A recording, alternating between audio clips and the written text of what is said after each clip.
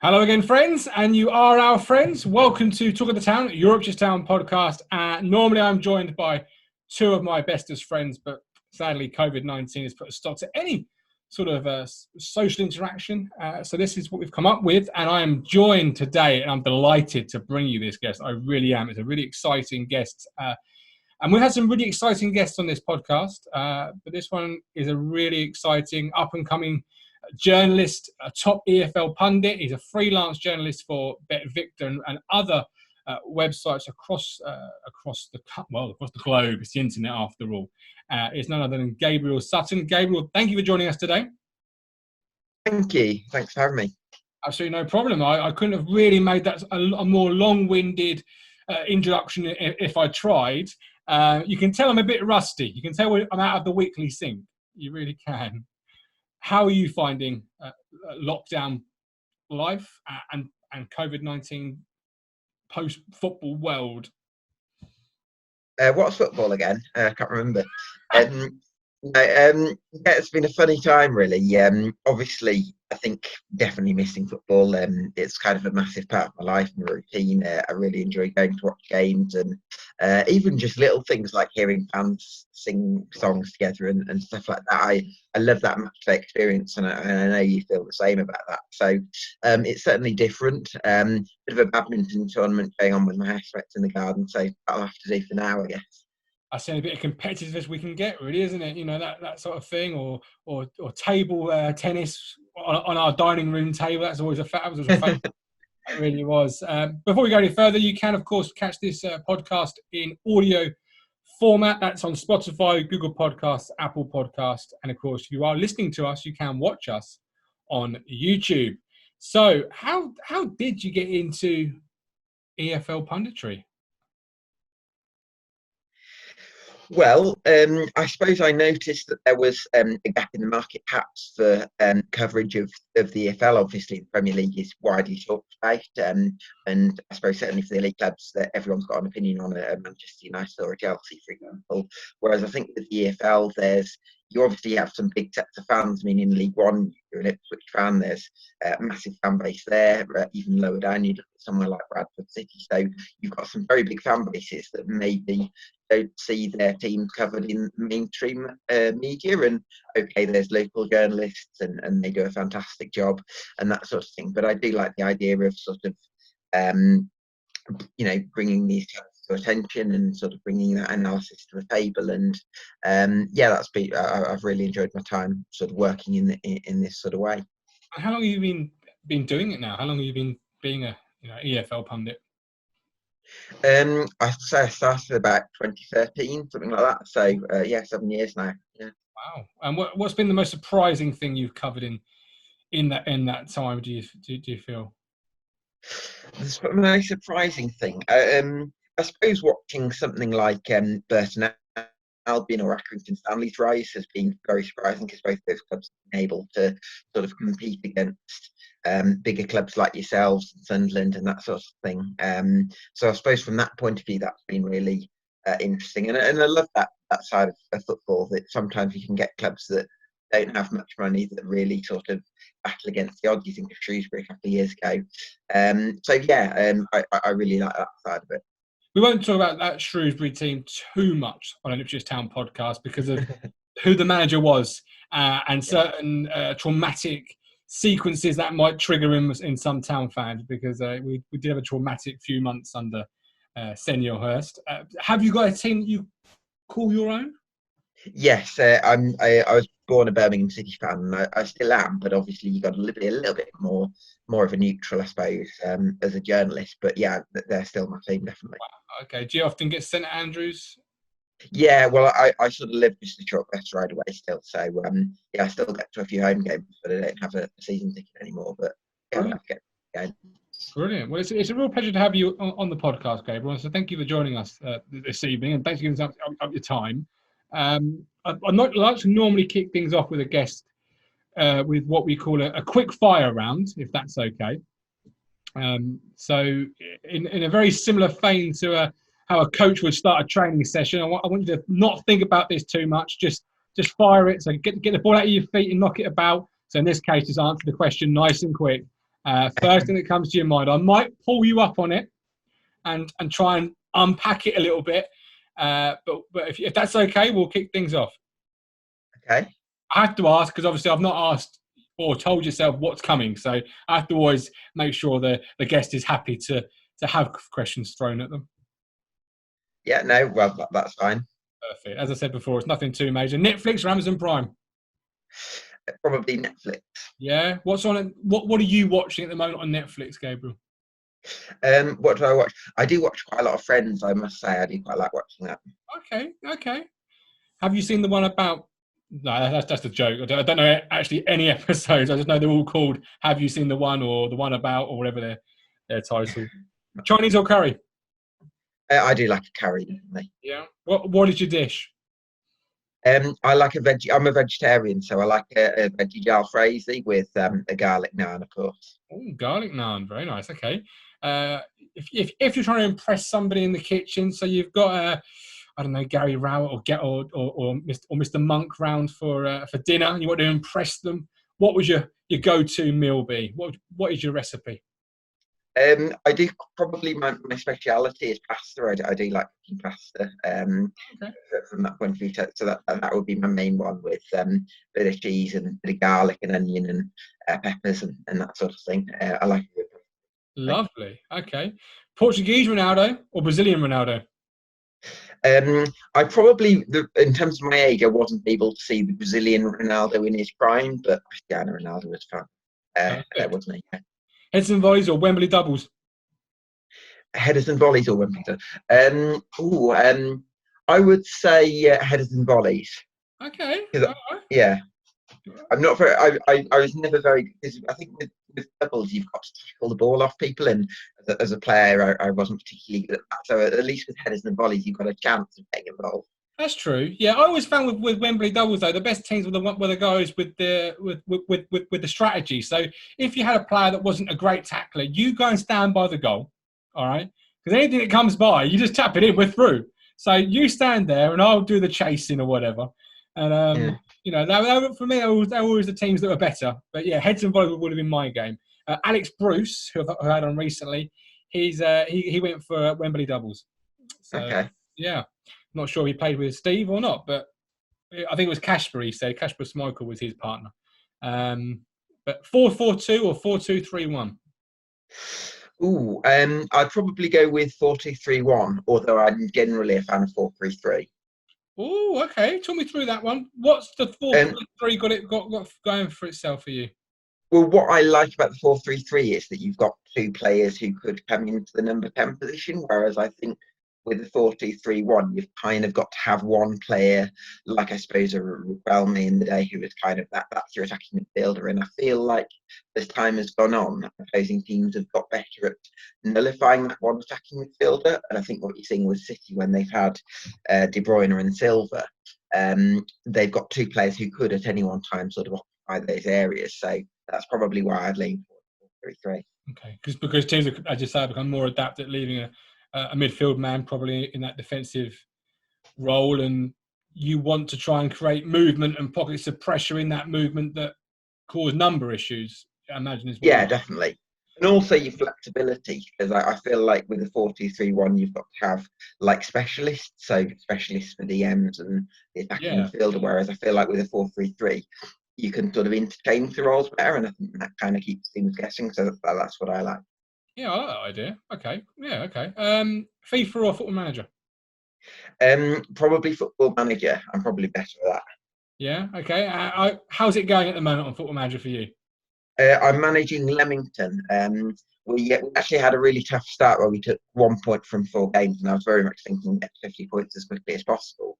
And since then, we've been on this crazy run, and we're actually, I think we're in March or April now, and we're up to second. And we could probably catch Kidderminster at the top of the National League North, but because we had that tough start, it's difficult for us. Wow, Looks like we'll be into the playoffs, so we shall see. Exciting times having at Leamington then. Get down there for your local competitive football, man. It's the only bit we've got. If you sold tickets, Gabriel, you probably get a bumper crowd around your computer screen, because let's face it, it's the closest we're going to get to football matches these days. There is that, yeah. What it's not a question I prepared here, obviously, but what has been your signing on FM that you really look back on this year or other years and you think, yeah, that's my best signing ever? That's really either for value, for money, or anything, any reason why. Best signing on FM. I got for Leamington. I got Max Watters on loan from Doncaster, who's a nice little left-footed player who I reckon he could have time. And then Sandro Tonali, who's like a kind of deep line playmaker. I think he's primed for like a future role in the Italian national team. I think he did as well. Nice. Okay. Well, thank you for answering those questions. This brings me on to the meat and the bones of the podcast, really. I've asked you on today to obviously talk about Ipswich Town. It's an Ipswich Town podcast, and I thought we hear a lot of our voices and a lot of other fans' voices that are Town fans and their opinion. I thought it'd be best to get somebody who is impartial, is a neutral, knows the EFL really well. So really, you know, Ipswich Town were a club that were relegated and have had lofty ambitions this year.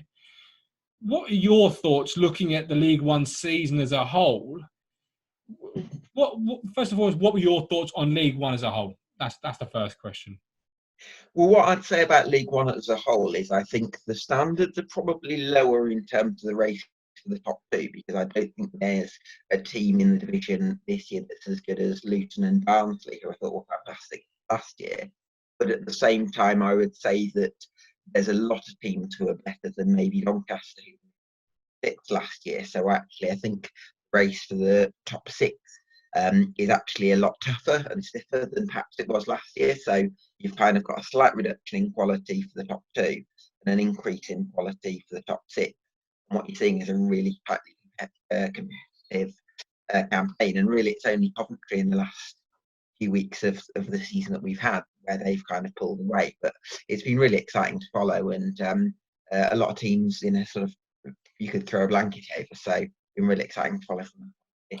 Yeah, and I completely agree with that. But that's also, in a way, what makes it really difficult to decide what to do now, isn't it? Because I read an article that said the top eight could have their own mini tournament. That was an idea being discussed. But then Doncaster in ninth, 2 games in hand on Sunderland. How do you justify leaving them out, for example? Well, I think, yeah. So go on. No, I see what you mean. I think, I suppose in terms of any time you decide promotion, relegation, it's never exactly fair, because sometimes it's very much split second things that make an absolute massive difference to football. So I don't think anything is completely fair, but I think the closest to fairness that we could get to is probably the points per game method, because I think if you leave it too much longer, then I think you see the enthusiasm for finishing them this season will probably wane a bit, because it's like it's sort of dragged on for too long. And I don't think that should happen, but at the same time, I don't think it should be null and void. So I would be in favour of the points per game. Okay, so that's what I got my bit of paper here. Ask him how he would decide promotion and relegation. So points per game for you is the way to go, not declare it null and void.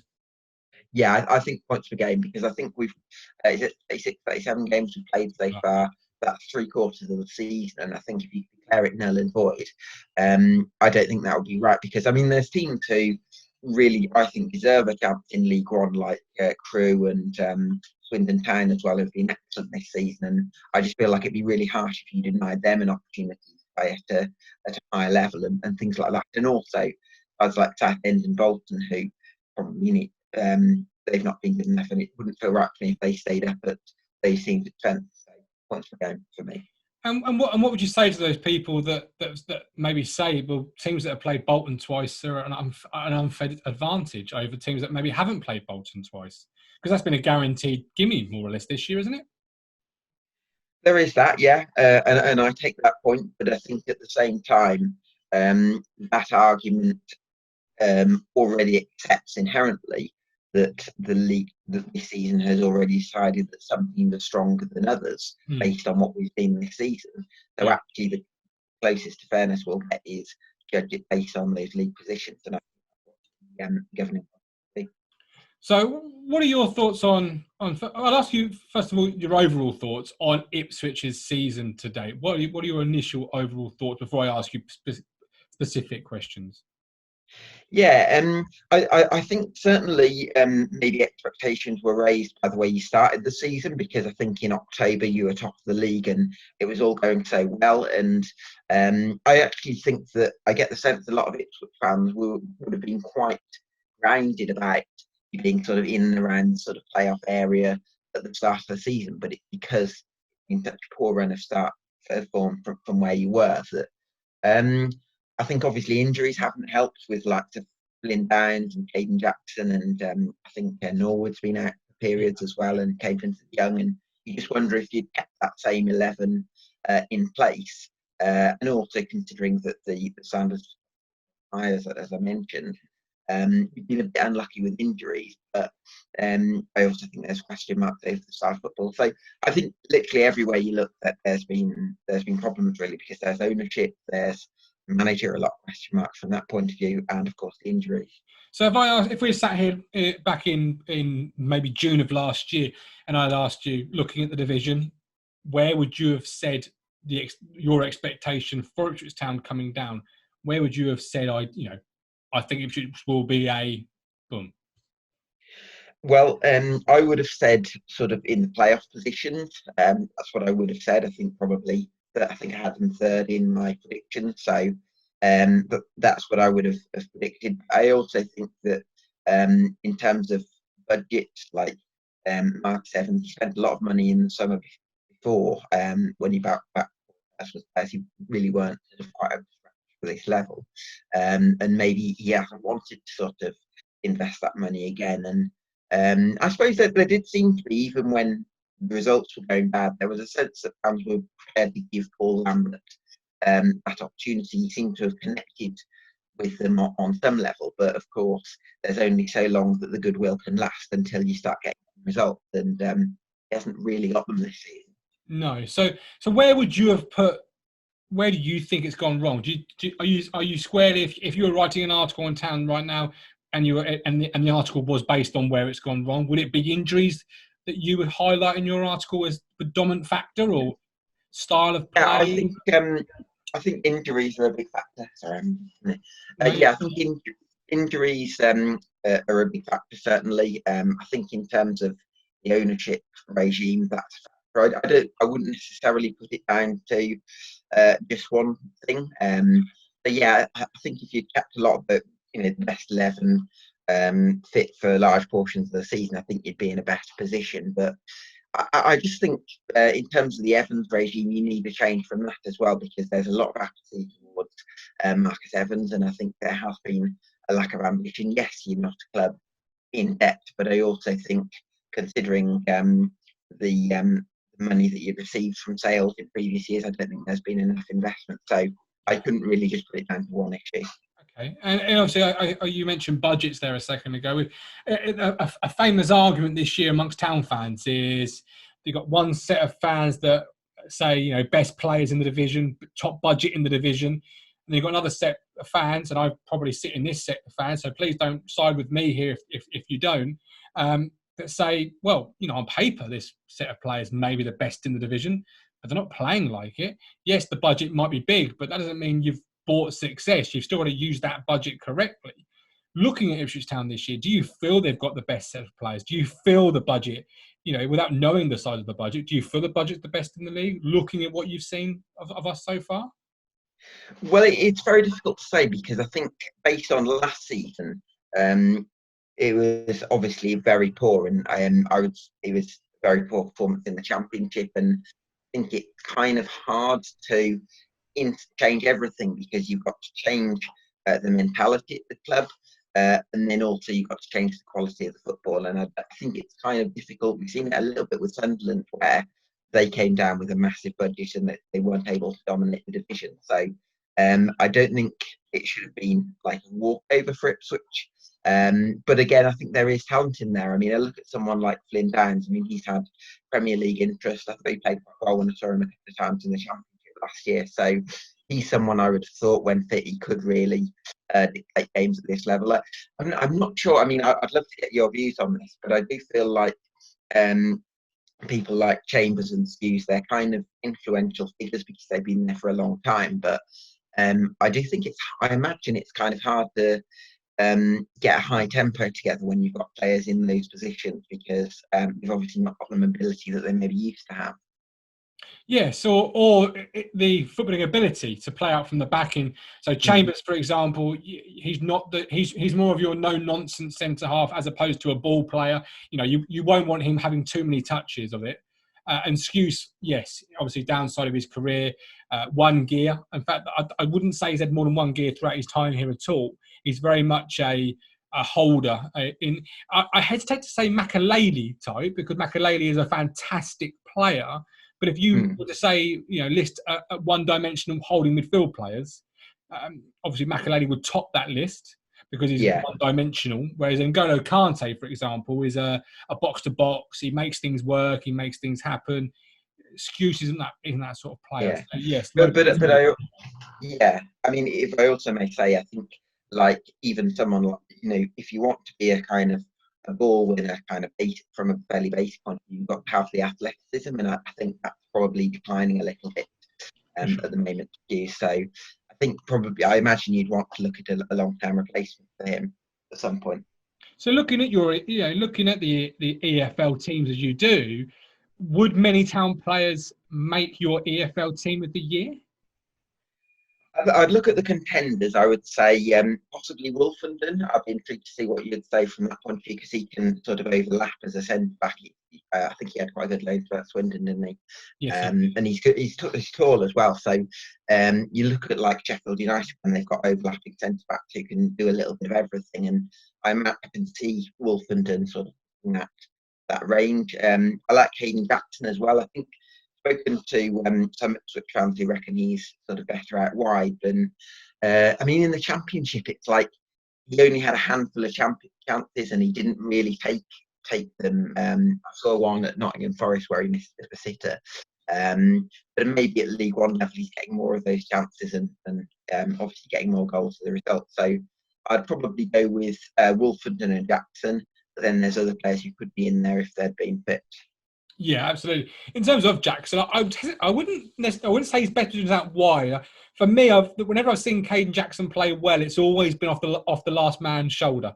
Very much his pace is his main ability, and especially at this level, and League Two level, where you become up against perhaps more aging centre halves who are stronger in the tackle, stronger in the air, but not as quick or mobile.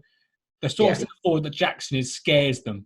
And really petrifies them. I saw him at Peterborough early in the season where he gave their centre half some fits, won a free kick out wide. So that's where I'd say his best position is off that shoulder and in behind. But he's not a natural finisher. You can really see that.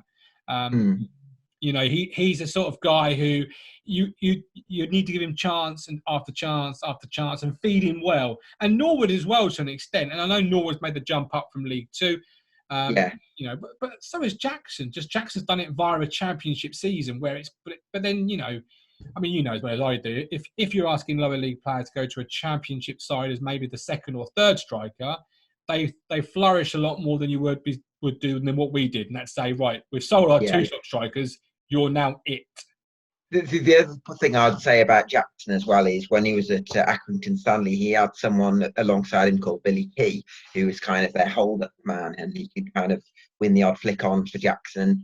It seems like Norwood is a slightly different type of player who likes to sort of take shot from outside the box and maybe not so much that player. Yeah, I think if you mention those three players in the same sort of breath, Billy Key, Jackson, and Norwood, I think you would have a very dangerous front three, because you would have Key, who's your typical prototype target man, Jackson, who's your fast, bigger version of Freddie Sears, if you like, and Norwood could play behind them in that number 10 role, and be a very good technical player. Who we saw it against I think it's Portsmouth. That pass to Jackson, that type of ball in that role, he sees it, but he also makes the pass, and it's a tremendous pass. I mean, and those are things that clubs don't tend to look at, and obviously stats don't tend to show up, isn't it? It's who you're playing with. I mean, I don't know much about the recruitment side at lower league levels, but yes, I don't think many people would have thought about Billy Key being a linchpin to Caden Jackson.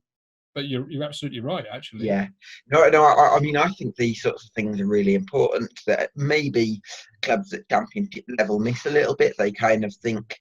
I mean, I was talking to a Crewe Alexandra fan in the summer, and one of the things he was saying is that because Crewe finished outside the top 7, a lot of their best young players who are now thriving in the league at the moment, they didn't get noticed. And I just think that's extraordinary that the championship clubs don't put because you're spending so much money on players. You're looking at possibly trying to bridge that gap to get into the Premier League. You look at how forgive me for saying this on an Ipswich podcast, Norwich, but so much. I'm so sorry. I knew what was coming. I knew what was coming. I knew it. I knew what was coming. But you've got to get the recruitment right, and I don't think it costs a lot to put the amount of research into recruitment, and in comparison with the results you get, I just think it's massive. I completely agree with you, and I think Peterborough are a prime example of leading the way. And obviously we've got Blade, who does fantastic work. Oh, he's brilliant, isn't he? You know, but they're leading the way, and I know many people will be screaming at at their TV or in their headphones right now, saying, but they don't ever go up or go anywhere. But to keep consistently finding, selling, and so just to maintain that shout of going up. You know, the guy they picked up from Barnet is a prime example in the January window.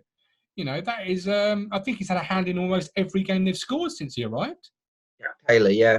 You know, that's an amazing thing. And I think so many times championship sides look at the baseline stats, if you like, the goals scored. They don't look at everything else outside of it. You know, he might have scored 20 goals as a tap-in, but yeah. That doesn't matter. You know, he scored 20 goals. I don't know. I want a little bit more. You're right. Norwich are a prime example of a good recruitment drive and system. And yeah, you know, why do you think teams, you know, because Sunderland recently come down with best players, top budget. Why do you think teams struggle, or some teams struggle in making the adjustment to life inside the leagues 1 and 2? Because teams do, it appears. Do you mean in terms of coming down from the Championship? Yeah. Yeah. It's an interesting one, isn't it? I suppose the easy thing to say is the expectation, and you hear it at clubs that are kind of traditionally you'd expect to be at a higher level. I know it's a long time since Ipswich were in. I'm not sure. But I think sometimes you feel like if you're winning, then you should be winning, and if you're not, then something's wrong. And sometimes that can translate to the players a little bit. Obviously, I think if you're coming down, then naturally that means that something's had to have gone wrong. And sometimes I think if something's gone wrong, then it's a complicated process to get things back on the right trajectory, because not only have you got to change the culture at the club, you've got to change the mentality, get fans on side, which I think Lampard did to an extent in the Championship. I still think that getting the right mentality at the club and recruiting the right characters is a really important thing. And maybe that's why someone like Rotherham have been able to bounce back as well as they have this season. They've got Paul Warne, who puts so much effort into, I think he speaks to all the players and gets a sense of what to pick before sanctioning any deals, because he knows it's really important to create the right working environment. Maybe that's something that other clubs miss a little bit.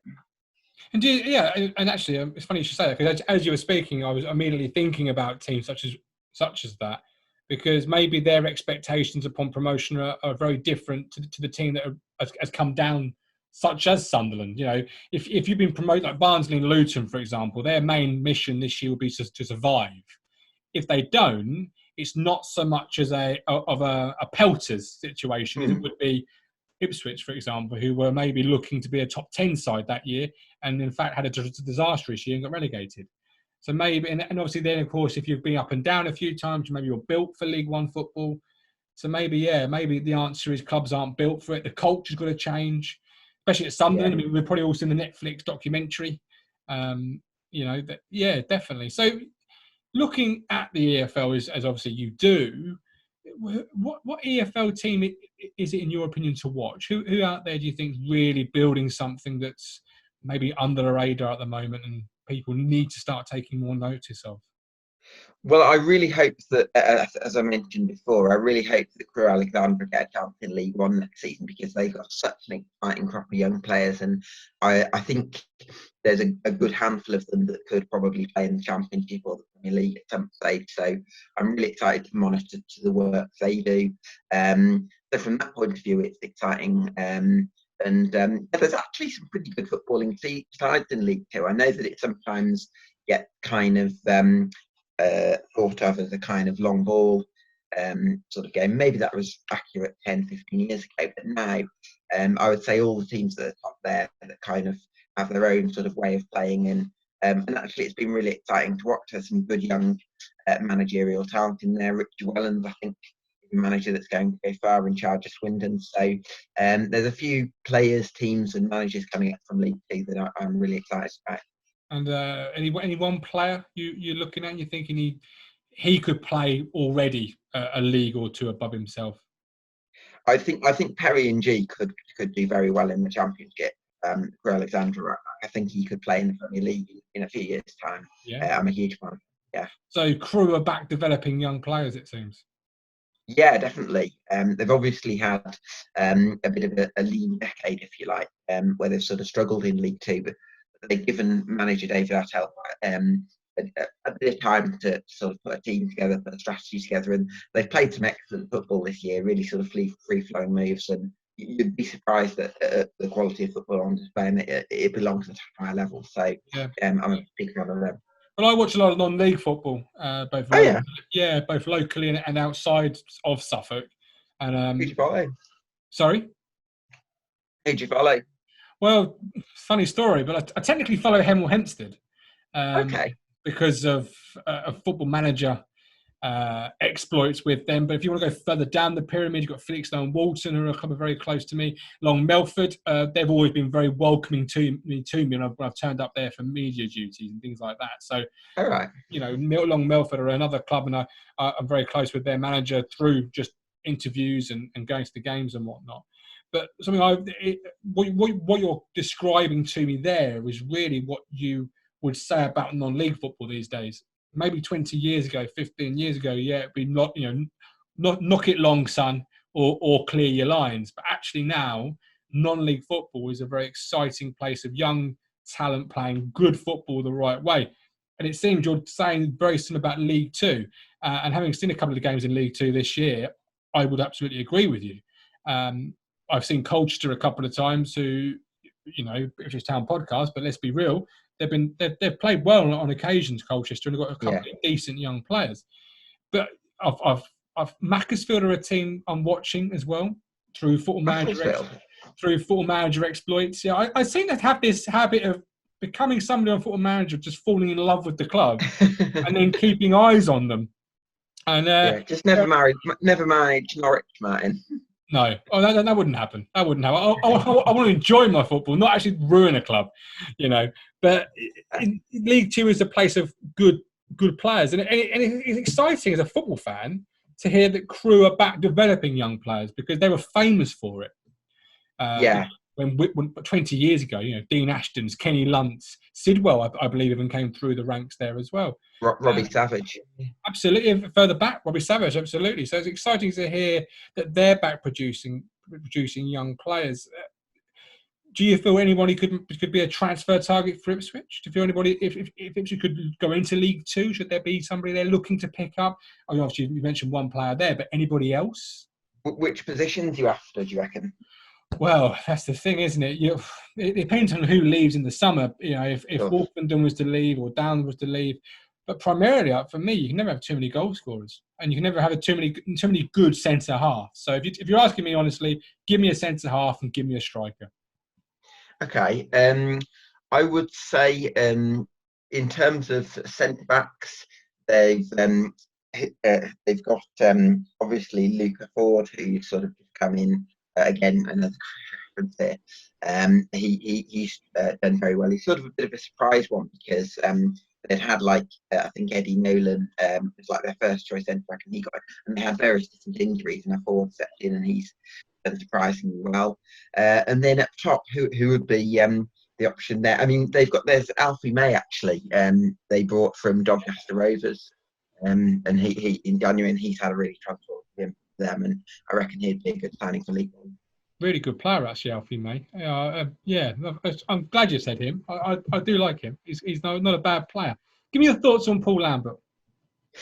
Paul Lambert. Well, it's very interesting, isn't it? Because I think when he was at Norwich, he obviously has done back-to-back promotions, and there's a sort of a theory among Norwich fans, and I'm not 100% sure how much I buy into it, that it was all down to Ian Culverhouse. And since Culverhouse left, he's not been the same man. And it's an interesting one, isn't it? Because you can't, in terms of the results he's had, at sort of kind of a past stint with Blackburn. Wolves probably struggled a little bit in terms of he likes to recruit British experienced players, and probably didn't go in line with the profile that the board wanted. So there. I like him as a man. I like him as a character. I think he's an honest person. I think he likes to build connections with people. But there is this question mark about him. I suppose this stereotype of, I thought we were excellent and trying to be positive a lot of the time. And it's very interesting, because if you're not on a good run, and Ipswich weren't in the Championship last season, you can't be negative every week, because you want to give players some belief that things will change.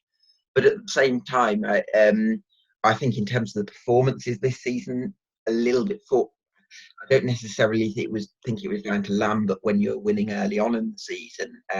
You'd argue it's more down to clinical finishing, and maybe other teams not having the same centre forward. So, and then obviously man suck a little bit.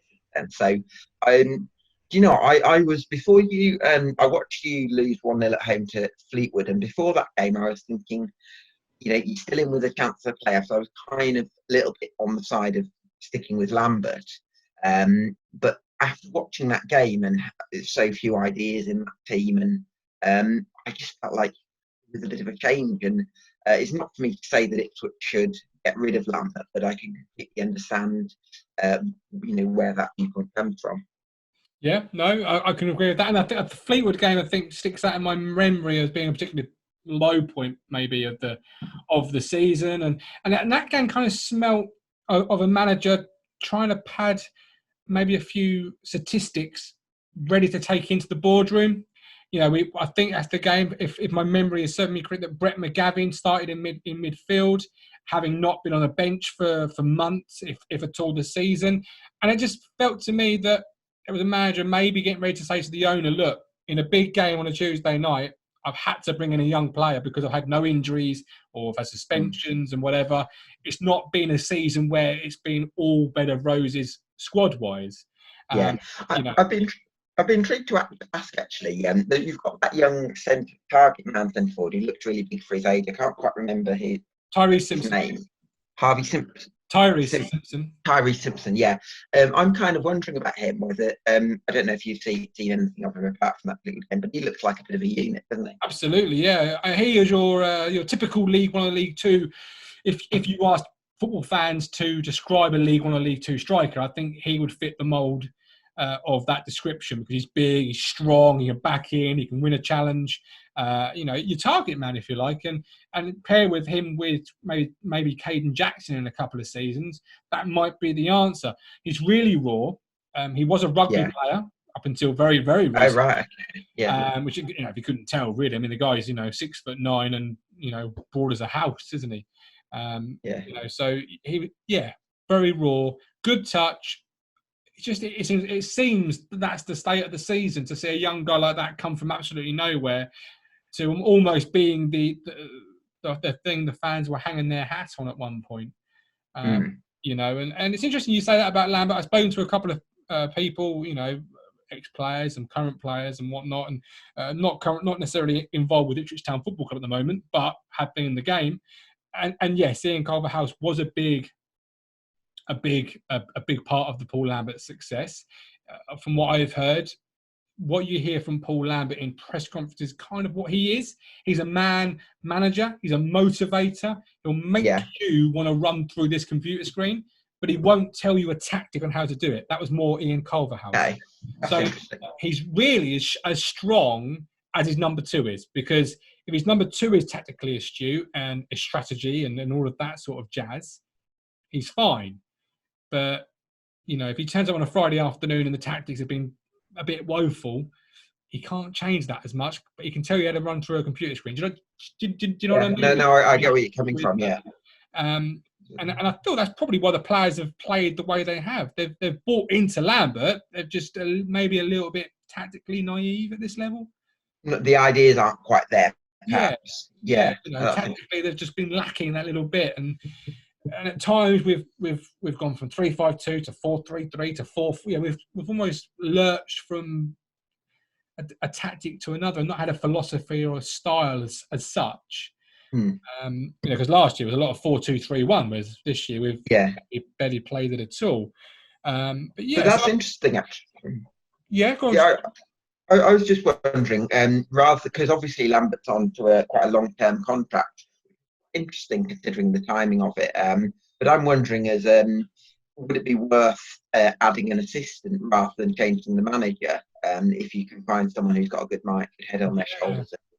Yeah, and of course you've got to have the manager buy-in with that, haven't you? Because they're a combo, if you like, and I think Stuart Taylor has followed him more or less everywhere since Ian Culverhouse, which could go a long way to explaining some of the past results at Villa, Stoke, etc., etc. It may not, you know, and what you hear sometimes is not always correct, because, you know, as well as you do. People are liked by certain people and they're not liked by other people. And if you don't like that person, then you're not going to sing their praises if they've done something the right way. But yeah, that contract was. I was and I am a big Lambert fan. I'm going to be honest. I think he maybe dealt a bit of a rum deal at times. The results haven't been great. I'm going to be honest. You know, you've got to be realistic with it. But yeah, I mean, ideally, I think what I've heard from a few people that Lambert will be here next year, or would have been here next year, regardless, had the season finished the way it has or not, which would have upset a few Town fans in the summer. I've got no doubt about it. But I think the general feeling from the club was that he may have been carrying over. But that's interesting, actually, isn't it? Because it seems like the chairman, Marcus Evans, he's tended to kind of stick with managers, because he had that period where invested quite a lot of money into the sort of Roy Keane project, and that didn't work out. I think he had Paul Jewell, didn't really work, and then McCarthy saved you, and he didn't need to spend anything on him. And it's almost like, I suppose, Evans is kind of hoping that sticking with the same manager, if you give him enough time, he'll get it right, and you won't need to sort of invest too much in the squad, perhaps. Yeah, he's also known as struggled throughout his time to have the finger on the pulse. Yeah. You know, we gave McCarthy a new contract at a time when the fans were turning. Yeah. You know, you could argue that was the wrong time to give him an extension. That should have been a time to move on there and then, and allow Mick to leave with his head held high and a good reputation amongst the whole fan base, not just a small fraction. The Lambert 5-year deal at a time when majority of fans were on the turn. Again, not the best timing. I understand things get wrapped up, but you can keep things in-house until you feel it's a better time to announce them. Yeah. He's not around the club as well, which seems to be an issue, I think, in terms of, because I mean, I know Andy Holt, I've met him at Andy Watts, and he's literally, you couldn't wish for a better chairman if you're a fan, because he's so open and transparent. He goes to every game. You know, you'll see him talk to fans on the train or before, and all that sort of thing. And you can kind of gauge. And even if there's a disagreement, I think if fans can see where the chairman is coming from, that makes an absolutely massive difference to the feeling around the club. And I think if Marcus Evans isn't open to that dialogue, then I think there's a breakdown. Yeah, no, and you're absolutely right. Andy is a fantastic owner for Stanley, and he's on Twitter. The same as Darren McAnthony, really. You might not always agree with them, but they're there, they're visible, they're vocal, and you can't question their love for the project. Whereas sometimes maybe with an owner, and I'm not saying maybe this is necessarily Marcus Evans, but with an owner who isn't always there, or isn't present at every home game, for example, you leave a question mark of passion, loyalty, love, and when the tide turns, you start to have fans say, well, hang on, he's just in it for X, not for the right reasons. Yeah. But it's interesting to hear your thoughts. As I said at the top of the hour, you're an expert in the EFL. Looking at your EFL this year, what was your favourite game throughout the pyramid, if you like? Oh, let me see now. It was odd seeing Coventry City play Birmingham City in the FA Cup at St Andrews. That was an interesting one, certainly. Obviously, really exciting in terms of the promotion race in the Championship as well. These have been really exciting to watch. In terms of games, it's been. I've just really enjoyed following it, I suppose. I just saw all the twists and turns, but that Coventry Birmingham game was for me. Talking about Coventry, what do you see for them happening in the future? Obviously question marks over the stadium. Fantastic season playing wise. If the season's null and void or whatever happens, do you see that squad being kept together, or them able to keep it together? It's going to be an interesting one, isn't it? I think they're not going to have loads of money going into next season, whether that's in League One or the Championship. So that they've got some good talent in there, I think, and they've got a kind of a mix of a couple of experienced heads in there, but a lot of talent as well. I'd be really excited to see someone like Darbo, who I think played against Ipswich. He did, yeah. Yeah, he's be excited to see how he gets on in the Championship. I'd imagine they'd keep a few of those players. Obviously, they'd lose O'Hare, who go back to Aston Villa. It's hard to say, really, isn't it? Because you don't know when football's going to return and things like that. Who's going to be more tradition, and it's quite sort of destabilising, if you like, not knowing what contract situations and everything. It's hard to kind of have your fingers on the pulse with that one, I suppose. Yeah, and I suppose Crewe and Coventry, and I don't know how you feel about this, probably are two teams that are really eagle-eyed watching this, because they could be really hurt the worst if it's just called off completely, because scouts and stats, they don't forget what's happened. And Crewe could be going into League One, Coventry into the Championship, but if they're not, and then the vultures come circling for their better players, that could really hurt them. Yeah, definitely. Because I suppose the advantage of sort of actually finishing outside the playoffs is that, as I mentioned with Crewe, the players don't get stopped as much, which I think is crazy, but that's what happened. I think it'd be a shame, I think, for Coventry if they had the disadvantages of staying in League One financially and just in terms of the displays for fans, but with the advantage of getting promoted with all the clubs are after their players. So yeah, they would be in a hard spot potentially, and it's very difficult to come to a fair conclusion because there's no perfect outcomes. Any decent young managers that Town fans could potentially keep an eye on if one of the contract clauses at Portman Road is activated and Paul Lambert's ejected out of the seat?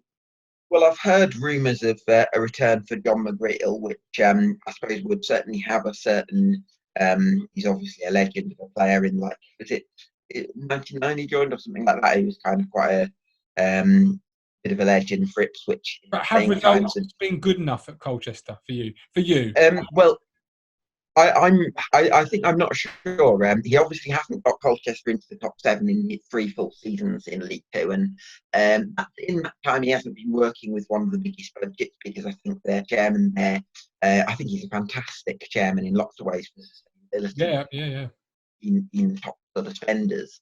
This year they've probably got their best squad for a fair while, and they look like he's getting to the top 7. They've I think they had that League Cup run, didn't they, where they played Old Trafford and things like that. So I think he's shown some potential as a manager, but not enough where you'd put your finger on and say, yes, he's going to get you into the top half of the Championship in 3-4 years' time. There's not enough evidence to say that he could do that. But as I mentioned earlier, Richie Wellens, I think he's done a fantastic job at Swindon, and I don't know if you would be able to poach him or whether Marcus Evans would have the the vision to pull something like that off. But I think if you could get Rick Wellens, I think he would be a fantastic appointment.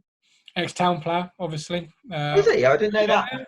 Through a loan spell, a very successful loan spell, he became a bit of a fan favourite, if I'm honest. Did Richie Wellens? So yeah, that wouldn't be the worst situation for some Town fans to take. Obviously, John McGreal, as you've mentioned, is a name that has been spoken. I'm just not sure if he's achieved what he wanted to achieve at Colchester enough to warrant a step up. But then we've seen smaller steps up in terms of like George Burley to Ipswich, because he was only there for I think 6 months before he made the step to us. So the other one I'd say is Michael Duff at Cheltenham, who's doing a fantastic job. He's very sort of level-headed manager, and when he took over, they were right near the bottom of League Two, and I think everyone's really surprised at how quickly he's turned things around. But it's not necessarily just been the signing of the players; he's been able to improve the players that he's been working with, and they they would be in the three this season if it carried on. So he's done a fantastic job, and I wouldn't hesitate to recommend him. Perfect. Okay, and just to round up, just because obviously I know I've kept you long enough, and my internet I think is starting to play a little bit. Your favourite game of all time? Favourite game of all time? I would have to say it would probably be Paul Caddis's goal at Bolton when Blues stayed up in 2014. That was an incredible moment for me. We did win the League Cup 3 years earlier, and I think that was a really special moment for me as well. But I think that with the League Cup, it would have been an amazing day out, regardless of whether we'd won or lost, because it's Birmingham City in the League Cup final. Whereas I think with staying up at Bolton 3 years later, it would have been absolutely horrible if we'd gone down League One in those circumstances. We were 2-0 down, and luckily we got it back through header from Paul. So that was an amazing. Perfect. Well, thank you very much. I remember. Oh, it's my pleasure, Martin. I remember that goal very well. Yeah, no, great. Yeah, good times for Birmingham, I suppose. And so thank you for coming on. I've really enjoyed it. I hope the guys at home have. And hopefully we'll have you on again when football is finally returning back with us. Yeah, definitely. Perfect. Well, stay well and stay healthy, Gabriel. Yeah, cheers, Martin. You too. Cheers. Thank you. And to those at home, take care and all the best. Bye-bye.